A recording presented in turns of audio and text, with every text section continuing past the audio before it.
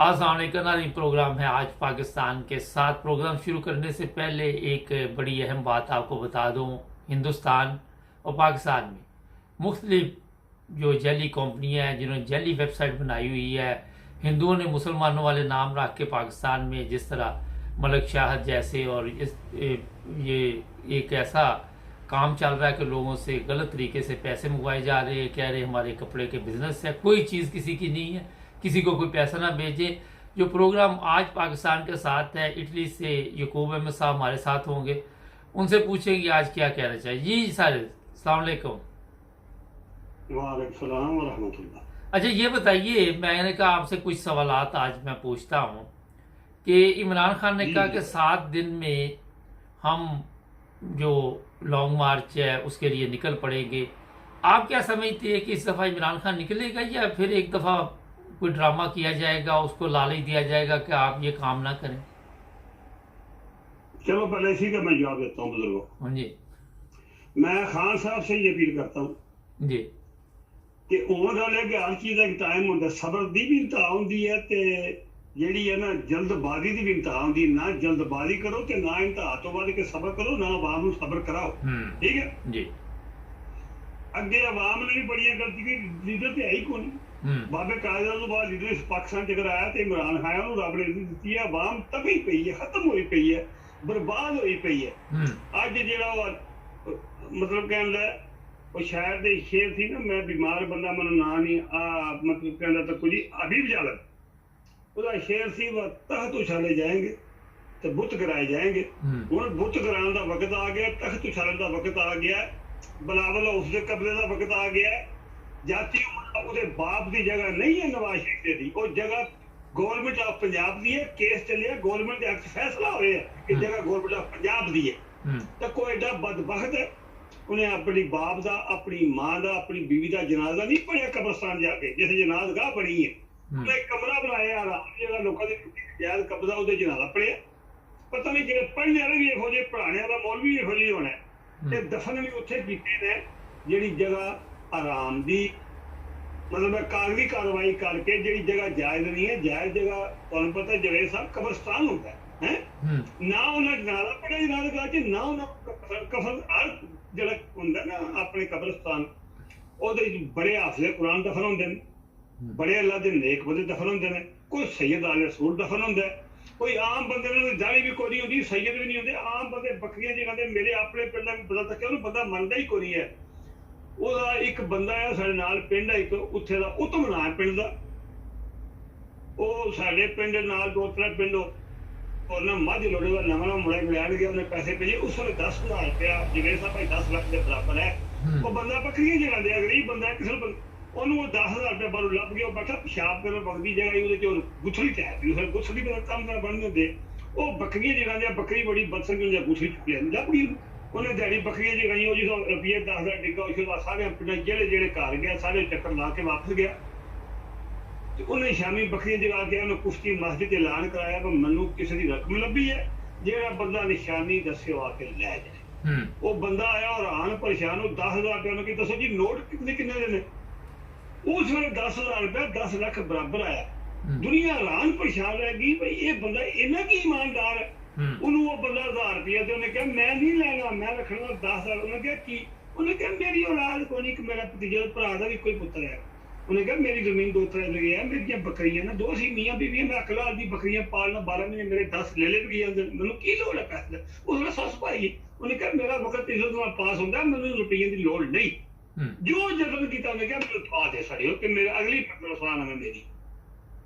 तो मेरे गल करने का मतलब यह है कि किसी के मत्थे पर नहीं लिखे होंदा ਇਹ ਦਾੜੀਆਂ ਰੱਖ ਕੇ ਅੱਲਾਹ ਤਾਲਾ ਮਾਫੀ ਦੇ ਆਪਣੇ ਪਿਆਰੇ ਨੂੰ ਸਦਕੇ ਇਹ ਉਲਮਾਏ ਕਰਾਮ ਨੂੰ ਬਦਨਾਮ ਕਰ। ਇਸ ਵੇਲੇ ਜਿਹੜੇ ਪੂਰੇ ਪਾਕਿਸਤਾਨ ਦੇ ਉਲਮਾਏ ਕਰਾਮ ਨੇ, ਮੈਂ ਉਹਨਾਂ ਦੀ ਅਰਜ਼ ਕਰਨਾ ਉਹ ਖੁਦਾ ਨੂੰ ਜਾਣ ਦੇਣੀ, ਉਹ ਵਾਸਤਾ ਖੁਦਾ ਦਾ। ਕੋਈ ਇੱਕ ਬੰਦਾ ਨਹੀਂ ਬੋਲਿਆ ਪਾਕਿਸਤਾਨ ਚ ਜਿਹੜੇ ਹੈ ਇਹਨਾਂ ਨੇ ਬਿੱਲ ਅਸੈਂਬਲੀ ਚ ਪਾਸ ਕੀਤਾ ਹੈ, ਜਿਹੜਾ ਉਸ ਜਿਸ ਬੰਦੇ ਨੇ ਇਜਾਜ਼ਤ ਦਿੱਤੀ ਹੈ ਤੁਹਾਨੂੰ ਖੌਫੇ ਖੁਦਾ ਨਹੀਂ, ਤੁਸੀਂ ਮਰਨਾ ਨਹੀਂ।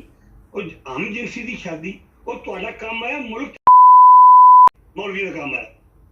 ਉਹ ਤੁਸੀਂ ਮੌਲਵੀਆਂ ਨੇ ਸ਼ਰਾਬੀਆਂ ਪੱਗਾਂ ਵਖੈਰਾਂ ਦੀਆਂ ਰੱਖੀਆਂ ਨੇ। ਕੋਈ ਫਜ਼ਲੂ ਡੀਜ਼ਲ ਦੀ ਪਾਰਟੀ ਹੈ, ਕੋਈ ਨੂਰ ਟੀਵੀ ਦੀ ਪਾਰਟੀ ਹੈ, ਕੋਈ ਹਰੀਆਂ ਪੱਗਾਂ ਦੀ ਪਾਰਟੀ ਹੈ, ਕੋਈ ਕਾਲੀਆਂ ਪੱਗਾਂ ਦੀ ਪਾਰਟੀ ਹੋ ਤੁਸੀਂ, ਨਬੀ ਪਾਕ ਦੀ ਤਾਂ ਕੋਈ ਪਾਰਟੀ नहीं है। इन्होंने पार्टी ਜਿਹਨੇ ਪੜਿਆ ला इलाहा इल्लल्लाह मुहम्मद रसूलुल्लाह, ये सब गलत है सही है। अच्छा ये तो ठीक है, ये बताइए कि जो भी बिल पास हुआ वो तो अभी सेनेट में जाएगा, फिर सदर के पास जाएगा, अभी देखते हैं उसका क्या बनता है।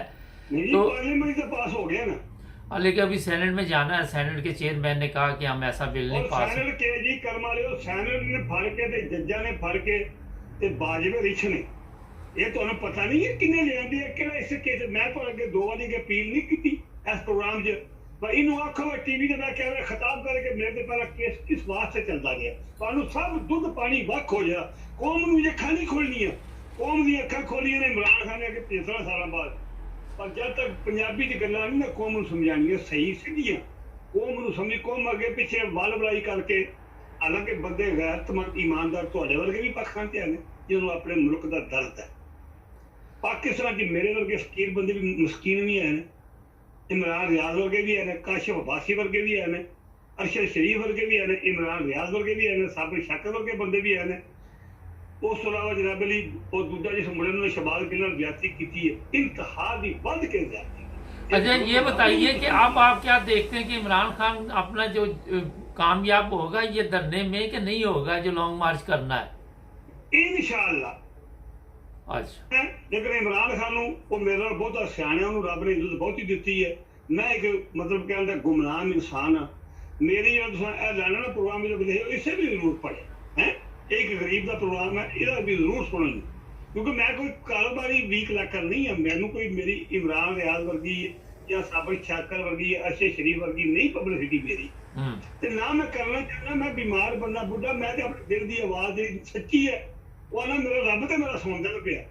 वो आखेगा भी बंदा जिन्ने जगह आया बोलता तो यार कम, मैंने कोई लोड़ नहीं, मैं कोई तनख्वाह लैनी, मैंने कोई लोड़ नहीं।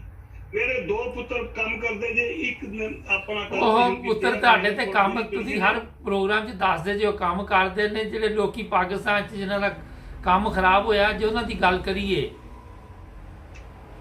या उन्होंने करनी पे, तो मैं ना मेरा अल्लाह की कसम है पाकिस्तान मकान को नहीं, जो हलाल की कमाई करिए। मैं अपने पुत्रों को कदे टैक्स चोरी नहीं किया। मैं कह लोग जाहिर बंदे गोले लुट लो, और जालमो तो कहना अपने ईमान, मेरे नबी पाक ने फरमाया कि अपना लुट लो, ये तो कुरान पाक च लिखी है। मैं उन्होंने कहा मत अल्लाह की कसम करना पे, मैं पता कर सकते हो ਤੁਸੀਂ ਮੈਨੂੰ ਫੋਨ ਕਰੋ, ਮੈਂ ਤੁਹਾਨੂੰ ਫੋਨ ਦੱਸਣਾ ਮੇਰਾ ਮਕਾਨ ਕੋਈ ਨਹੀਂ ਜੇ ਪਾਕਿਸਤਾਨ। ਉਹ ਲਾਲ ਦੀ ਕਮਾਈ ਕਰੀਏ, ਮਜ਼ਦੂਰੀ ਕਰੀਏ, ਟੈਕਸ ਦਈਏ, ਬਿਜਲੀ ਦਾ ਬਿੱਲ ਦਈਏ, ਪਾਣੀ ਦਾ ਬਿੱਲ ਦਈਏ, ਗੈਸ ਦੀ ਬਿੱਲ ਦਈਏ, ਇਹ ਹਰਾਮੀ ਵਾਲਾ ਕੰਮ ਕੋਈ ਰੈਫਰ ਕੋਈ ਨਾ करिए, मल के पेट पल रहे थे जिले साहब। लेकिन काफ़ी ऐसे भी लोग हैं जिनके बड़े बड़े बिजनेस है, वो नहीं। इशू ये है कि पाकिस्तान बिजनेस ने ਉਹਦੇ ਵਿੱਚ ਵੀ ਅੱਲਾ ਦੀ ਕਸਮ ਹਜ਼ਾਰ ਹੈ। ਫਿਰ ਜੇ ਮੇਰਾ ਤੁਹਾਨੂੰ ਜਨਰਲ ਦੱਸਣਾ ਤੇ ਕੋਈ ਕਾਰੋਬਾਰ ਨਹੀਂ ਜੇ, ਚੰਦ ਬੰਦੇ ਦਾ ਕਾਰੋਬਾਰ ਹੈ ਨਾ, ਉਹ ਵੀ गुनाह दे मुर्तकब जे, कोई बंदा टैक्स नहीं सही दिंदा। और सर पाकिस्तान के लोग हज पे जाते हैं, 2-2 लाख लोग हज पे जाते हैं, उम्रा करते हैं, तो आप क्या समझते हैं कि वो गलत पैसे से कर रहे हैं? कोई हज शरी नहीं फिर है, कोई हज नहीं है, कोई उम्रा नहीं है। मैंने को गोली मार दे, मेरे मौलवी दा के मेरे मुंह से जिथे मैं बुलाओ, मैं कहना मेरा इस्तकबाल करे। एयरपोर्ट इस्लामाबाद से मैं मशीना नाल चुकी होनी है, क्योंकि मैं विद्यार्थी को आना, मेरे को टाइम नहीं, मैंने को गोली मार दे बंदा, मैं सारी गल्लां खलो के एयरपोर्ट इस्लामाबाद से कर को गल दिखानी पैंदी, कुर्बानी देनी पैंदी, याद करना पैंदा। कौम नूं जद तक पूरी कौम खाली टीवी ते बैठ के खबर सुन के इन्हां को जड़ियां बड़ा बड़े फलाना बड़ा जड़ी नहीं बनती गल। ओए आप जाने बनो, पूरी कौम दा काम है।